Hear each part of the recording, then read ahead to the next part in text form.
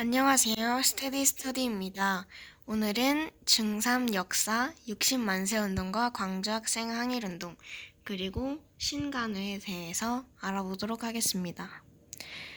먼저 60만세 운동인데 이거는 1926년에 일어났고 전개가 어떻게 되었냐면 순종의 마지막 황제죠, 순종의 국장일에 학생들이 모여가지고 만세 시위를 하게 되는데, 근데 그때 당시에 많이 순종 국장일 때문에 많이 모여 있었잖아요, 사람들이. 그래가지고 주변에 있던 사람들 한두 명씩 저기 학생들이 시위한다, 나도 같이 시위해야겠다 이러고 나서 많은 사람들이 호응을 하고서는 이렇게 만세 운동을 벌이게 되었어요.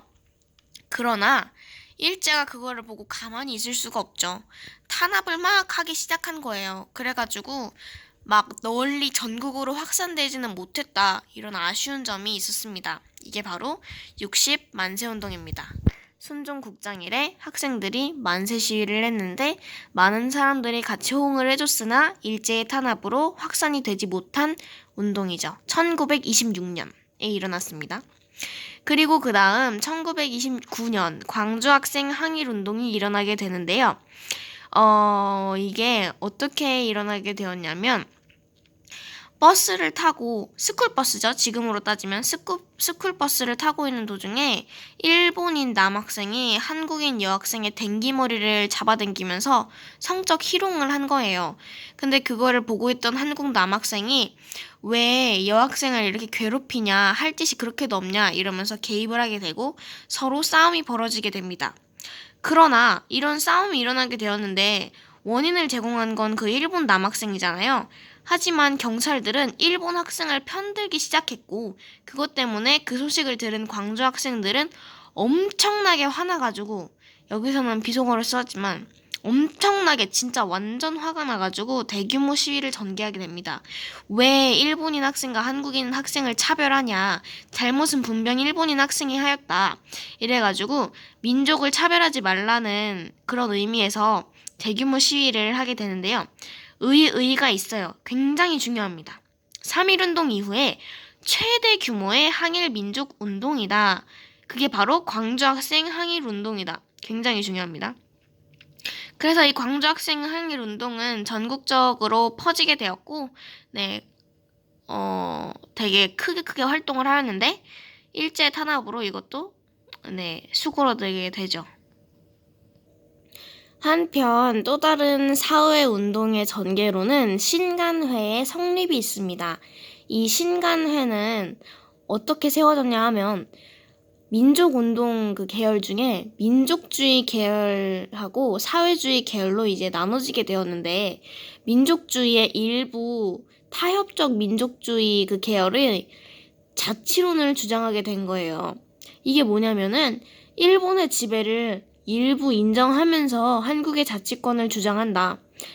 얼핏 보면 괜찮네, 한국의 자치권을 다시 되찾아온다고? 좋네, 이럴 수도 있지만 아닙니다.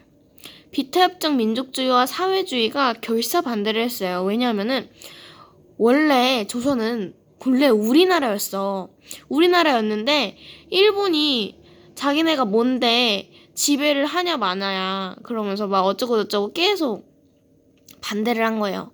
그래가지고 비타협적 민족주의와 사회주의 계열이 합쳐져서 1927년 신간회를 결성하게 됩니다.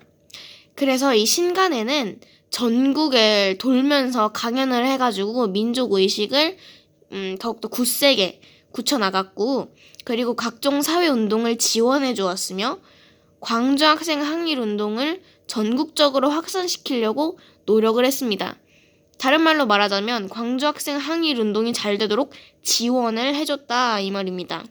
그리고 신간회는 근우회에 영향을 주었는데, 근우회는 참고로 여성 단체입니다. 그런데 이 신간회도 오래가지 못했어요.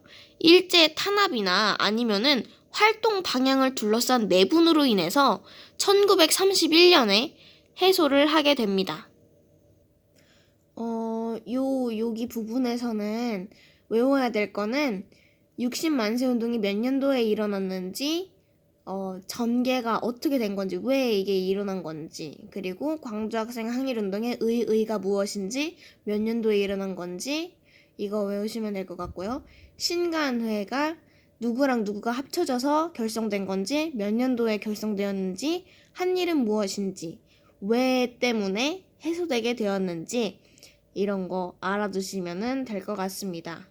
오늘은 여기까지 하도록 하겠고요. 다음 시간에는 과학으로 찾아뵙도록 하겠습니다.